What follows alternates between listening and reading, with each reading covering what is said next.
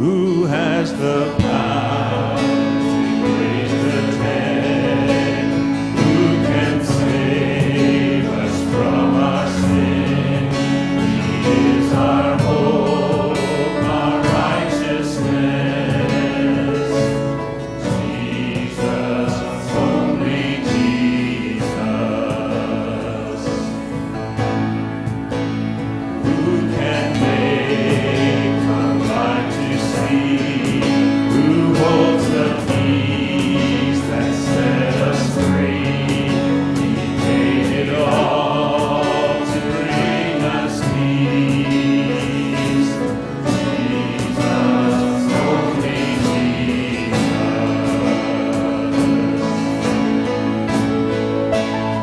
Holy King Almighty, Lord, saints and angels all adore. I join with them and bow before Jesus, only Jesus.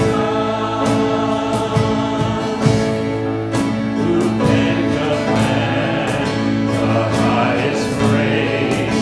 Who has the name above all names? You stand alone, I stand amazed. Jesus, only Jesus.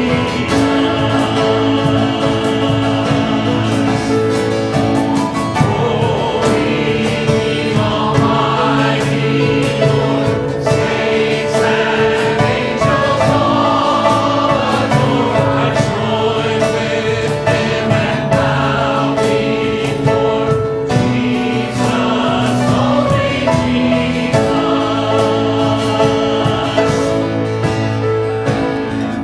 You will command the highest praise. Yours is the name above all names. You stand alone, I stand amazed. Jesus, only Jesus. You will command the highest praise. Yours is the name above all names.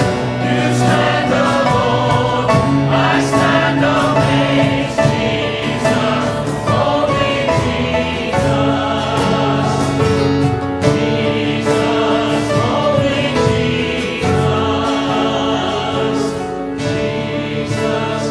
only Jesus. Jesus, only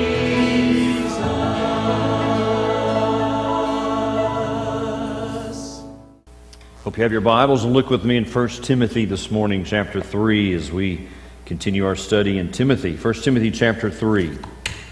1 Timothy chapter 3, you know, a church will never be what God intended without bold, godly leaders. And so Paul tells Timothy what the ideal leaders should look like. So the question arises, well, what is a pastor supposed to look like? Well, made my wife promise me years ago when we went into the ministry that I would never have slick back hair and a great big belly like the typical preacher looks like. And so I've been told on occasion you don't look like a preacher. So I don't know whether that's an insult or a compliment. But someone wrote this. It's called a perfect pastor. That's their account of what a perfect pastor is. It says, after hundreds of years, the perfect pastor has been found.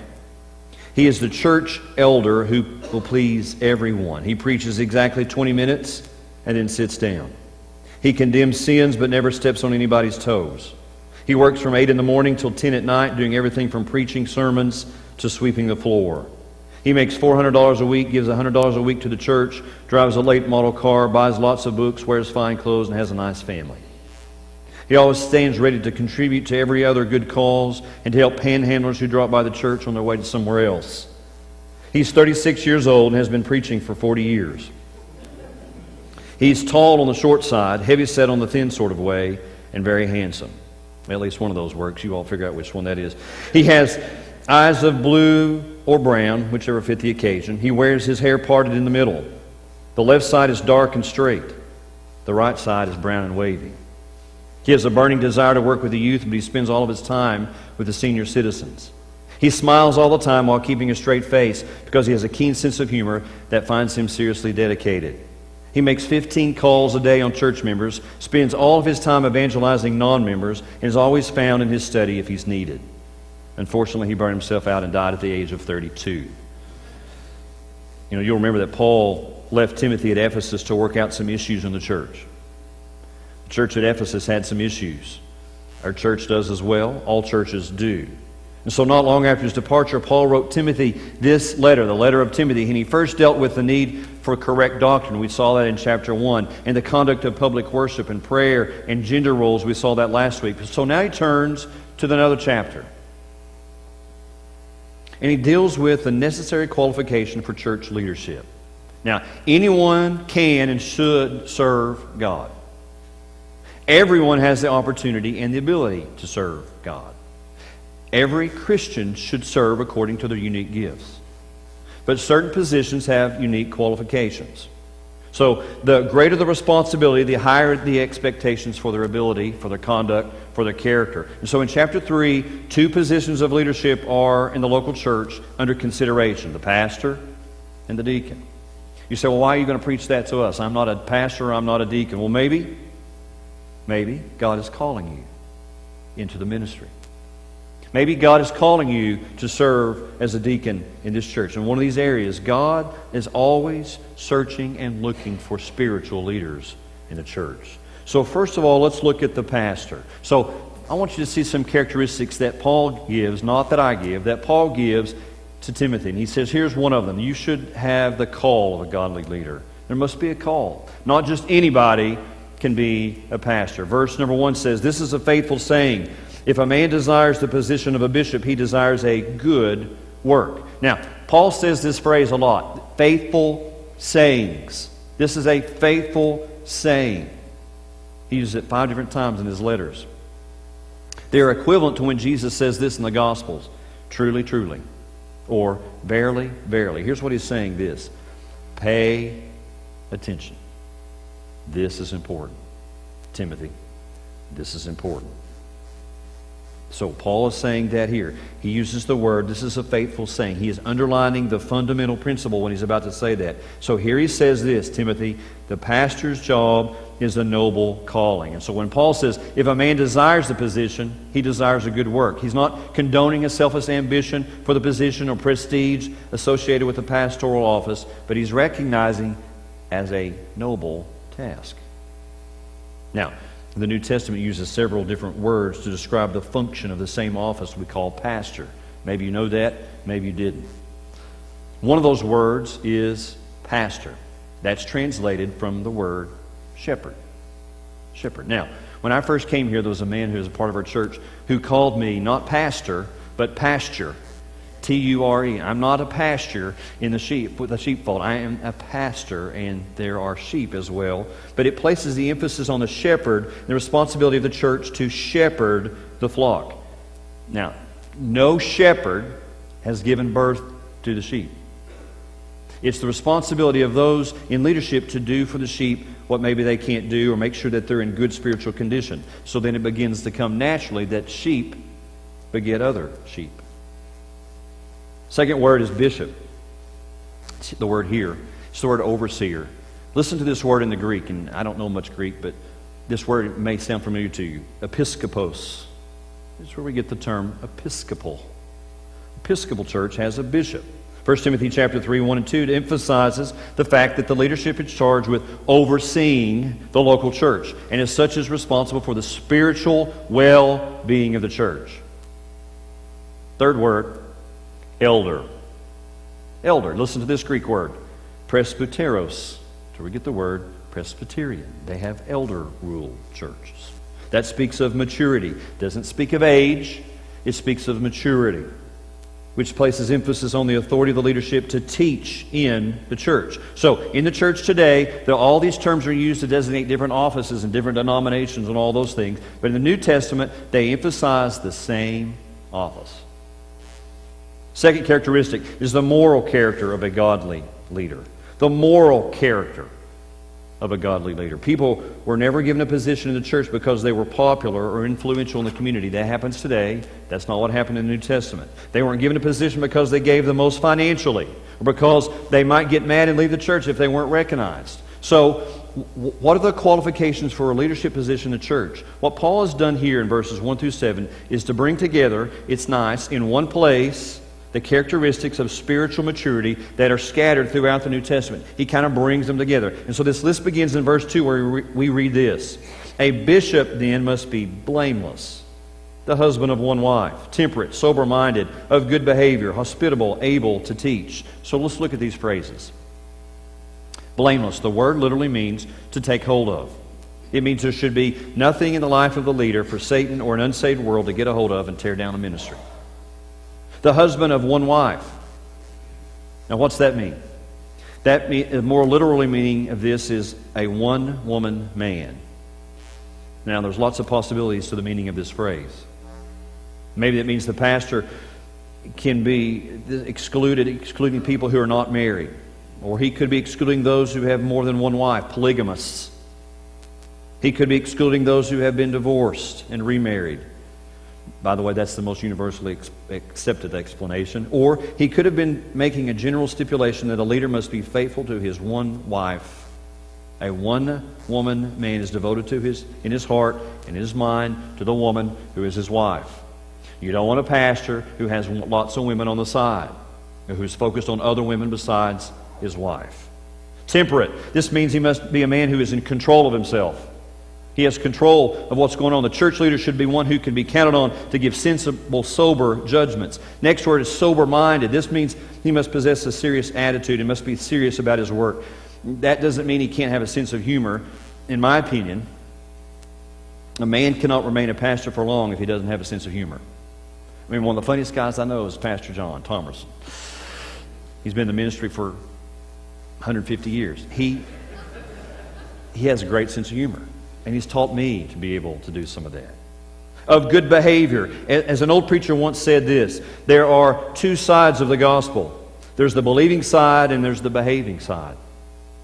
You can believe one thing, but your behavior tells a lot about who you are. Hospitable, another word, should be a man with an open door, never too busy to help people. Able to teach. That's obviously he has to be competent to teach people. And so the list continues in verse 3. Not given to wine, not violent, not greedy for money, but gentle, not quarrelsome, not covetous. Now, here's a controversial one. Not given to wine in verse 3. Now, what's that mean? Well, Albert Barnes says it this way. The way in which the apostle mentions the subject of wine here would lead us fairly to suppose that he did not mean to condemn its use in any sense, that he regarded its use as dangerous, and that he would wish ministers to avoid it altogether. Barnes continues, a minister will do no injury to himself or to others by letting it entirely alone. He may do injury by indulging in it. Maybe you think it's okay to drink alcohol, but do you want your pastor to do that? Do you want your pastor to go out on Saturday nights and get drunk and come in here on Sunday morning with a hangover? I don't think you do. And so Paul told Timothy, the pastor is not to be indulging in that kind of activity. Next word, not violent. The King James Version says it this way, not a striker. In other words, he's not looking for a fight. He's not looking for a fight. He's the opposite of a man who's always trying to settle arguments with his fists. He's not greedy for money in verse 3. Should not be using the ministry as a means of enriching himself. Obviously, it's right for the church to provide for their pastor, but Paul was pointing out later that anything less is sinful, but the pastor should stay away from shady deals and get-rich-quick schemes. But gentle, he says in verse 3, translated forbearing, not quarrelsome, not contentious, not covetous, he says, not a lover of money. And so those are some basic qualities. And then he goes and he starts to hit it right literally at home. He says there's the home life of a godly leader. It's the third area, the home life of a godly leader. Verse 4. One who rules his own house well, having his children in submission with all reverence. For if a man does not know how to rule his own house, how will he take care of the church of God? Mark Hatfield was a senator from Oregon. He's passed away. But he was interviewed on a book about leadership. And here's what he said about his family. He said, the home is the toughest environment for all leaders. He says, why is it that the ones we love the most are the ones we're most impatient with? He said, my wife has often said, I wish you were as patient with your children as you are with your constituents. And he says, she's right. She reminds me that I'm accountable to God and to my family for that. You see, the pastor is called to leadership on two fronts, in his own family and in God's family. The first is to be a training ground for the second. Number 4, the spiritual maturity of a godly leader. In verse 6, the spiritual maturity of a godly leader. He says can't be a novice, not a novice, lest being puffed up with pride, he fall into the same condemnation as the devil. Not a novice. That literally means newly planted. It means that one who is a new Christian should not be thrust into a leadership position. Somebody that comes down the aisle this morning and accepts Jesus Christ as Savior, we don't make them the pastor tomorrow. Not a novice. And he says, being puffed up. It's very expressive. It means filled with smoke or full of hot air. Now, watch it there a little bit, what he's talking about. Some pastors are full of hot air. Most pastors are full of hot air. I guess we talk a lot. But it suggests that one who is placed in leadership position too soon may be tempted and carried away with pride. Puffed up. Number 5 is the public reputation of the godly leader. Not just the home life, not just the spiritual maturity, but the public reputation of a godly leader. Verse 7, moreover, he must have a good testimony among those who are outside, lest he fall into reproach and the snare of the devil. And so Paul expects every believer's life to be a positive testimony because the world's watching. The world's watching what you do, what you say, how you behave, but it's especially true of those leadership positions in the church. In Colossians 4:5, Paul says this, walk in wisdom toward those who are outside. Or Philippians 2:15, he says this, that you may become blameless and harmless, children of God without fault, in the midst of a crooked and perverse generation among whom you shine as lights to the world. Now, what brought Satan down when he was the angel, and number one angel, in charge of everything that was going on as Lucifer? What brought him down? Pride brought him down. He was not content to be the highest ranking angel, so he sought to elevate himself. He said, I will be like God. I will be God. I will raise myself up. And what happened to Satan can happen to anybody else who allows pride to get the upper hand. I think Paul may have been afraid that Timothy and any potential leaders would read this list and be overcome with a sense of inadequacy, because I sure am every time I read it. Pastors would say something like this, I can never measure up to those standards. I can't live up to that. And so for that reason, he ends the section, the total end of it, in verse 16, by turning their eyes from themselves to Christ. He says Christ is the only one alone who can do that. Christ is the one who does that. He says, without controversy, great is the mystery of godliness. God was manifested in the flesh, justified in the Spirit, seen by angels, preached among the Gentiles, believed on in the world, and received up into glory. He says, you can't live up to this, Craig. You can't live up to this, Timothy. There's no way. But he says, this is the standard I want you to try to achieve, to live at. And so that's the standard that he gives to pastors. Now, why? As we talked about a few weeks ago, why are pastors, we believe, just men? Why can't women be pastors? Well, or deacons, for that matter. It's difficult for a female to be the husband of one wife. Now, in today's culture, that's not so difficult. But in the biblical culture, it was very difficult. So the spiritual roles in the church, God has designed as men. Now he turns his focus on the deacon. What's the deacon? Well, the word deacon simply means minister or servant. Some form of this word appears 101 times in the New Testament. Only 5 of those times does it refer to the office of deacon. The rest of the times it refers to the lifestyle of a servant that every single Christian is called to do. So we're all deacons. We're all servants of the Lord. And so the general sense the word deacon is used even by Jesus in reference to the true servant that all Christians are to be in Matthew 20 and John 12. He uses the word in Matthew 20 when he says this, whoever desires to become great among you, let him literally be your deacon. Diakonos, servant. Servant. But in a much more specific sense, the word deacon is used to refer to those who serve the church. The early church was so effective in meeting the needs of others. And according to Acts chapter 4, there was no needy person among them. Isn't that amazing? 3,000 people get saved when Peter's preaching. And the church is huge. It's growing from 12 to 100 and whatever. And it becomes this blossoming thing. It says no needs. There were no needs. They were taken care of. But as the young church grew more and more and more, there became a circle of care, a serious problem, when the apostles couldn't keep up with the work.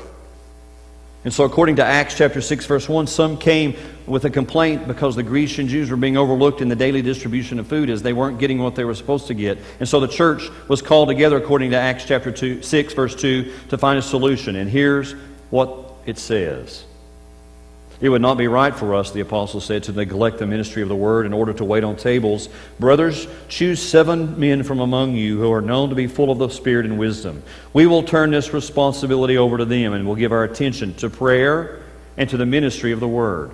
And so these 7 men chosen became the first, what we call deacons. So in verse 8, in Timothy chapter 3, Paul says this, likewise, like the bishop, like the pastor, deacons must be reverent, not double-tongued, not given to much wine, not greedy for money, holding the mystery of the faith with a pure conscience. But let these also first be tested, and let them serve as deacons, being found blameless. Likewise, their wives must be reverent, not slanderers, temperate, faithful in all things. Let deacons be the husbands of one wife, ruling their children in their own houses well. For those who have served well as deacons obtain for themselves a good standing and great boldness in the faith which is in Christ Jesus. Here's some details of characteristics of deacons. This is not to scare you, but to encourage you, men, to step up and serve. They must be men of integrity, he says there in verse 8. They must be men of integrity. Likewise, the term means in like manner. Deacons are to possess the same quality of maturity and character that's expected of the pastor. And so this word integrity is by the use of the word reverent. In verse 8, which can also be translated worthy of respect or dignified. Heard about a little boy who got saved, and he was sitting on a bench next to a man who, kind of an older man, who looked upset. And the little boy said to him, "Sir, do you need to get saved?"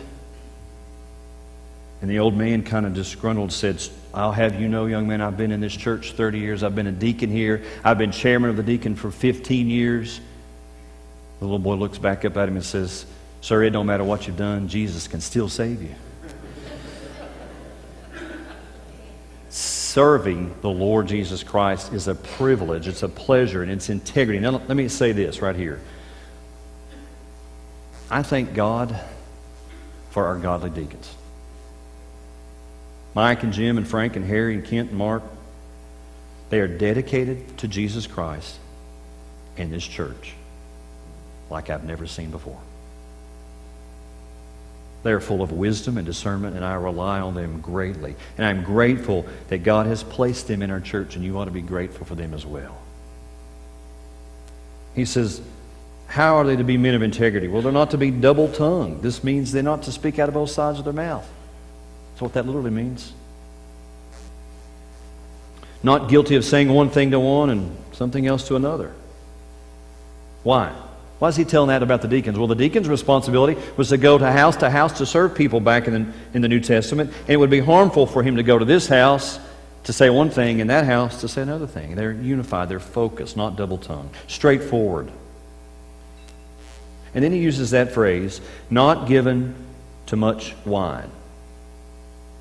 Alfred Barnes again says this, "It's not affirmed that it would be proper for the deacon any more than the elder to indulge in the use of wine in small quantities. But it is affirmed that a man much given to wine ought not on any consideration to be a deacon." So the consistent testimony of the Bible is against the use of strong drink. It's certainly best for a Christian not to drink at all. In fact, I believe it's a mark of wisdom not to drink, because you lose control and you don't know where it's going to end up. And I think it's one of the great tragedies of our day. And so the deacon is not to be given to wine. And he says he's not greedy for money. That's the same idea. Not to be a person who has a dishonorable means of making a living. You don't want a deacon in your church who's running a strip joint. You don't want a deacon in your church who's doing something that's dishonorable. His integrity is to extend to his financial dealings. They are to be individuals, men, godly men of integrity. Secondly, they are to be men with spiritual maturity. Again, he goes back to the same kind of phrase with the pastor. Verse 9 says, he is to be holding the mystery of the faith with a pure conscience. Listen to the New English Bible, how it translates that verse. They must be men who combine a clear conscience with a firm hold on the deep truths of faith. They're to be men of conviction. They must know what they believe and why they believe it. They must show discernment to not be men who are susceptible to every new theological wind that comes along, because there's so many out there. Deacons, and indeed all Christians, should be ready and able to express clearly and convincingly what they believe. And so according to verse 10, this spiritual maturity is to be clearly discernible. He says this, but let these first also be tested, and then let them serve as deacons, being found blameless. Paul says that proposed deacons are to be tested. He doesn't say how they're to be tested. He doesn't say there's an official deacon's test that you take. They have to sit down and take this test. But the testing is of one's reputation. Does this person exhibit evidence of having the qualities necessary to be a deacon? So, they must not only be men with spiritual maturity, they must be, thirdly, men with a consistent home life. Do you see the comparison here? They're a lot alike. Consistent home life. Verse 11, likewise their wives must be reverent, not slanderers, temperate, faithful in all things. Literally it says this, women likewise, but there's some considerable debate about this. Who are the women? Well, there's three different positions held by just conservatives. Women, some say, are those who serve as deacons alongside the men. So there's women deacons and there's men deacons. Some say it's a separate office of deaconess, who women are performing ministries which women are better adapted at. And third, the women being discussed are the wives of the deacons. He does use the word focused on that. And so our church and our denomination has traditionally held this verse means the wives of deacons. They are to serve alongside their husbands. Now, I have seen a lot of men who were qualified to be deacon in my ministry over the years, and their wife disqualified because she doesn't live up to these standards. What should we expect of such women? That she not have any character flaws that would disqualify her husband from serving. The deacon is to have a wife whose respectability matches his own. But verse 12, deacons, like the elders, are to be the husbands of one wife. No other woman than his wife is to have his affections maritally, mentally, or emotionally.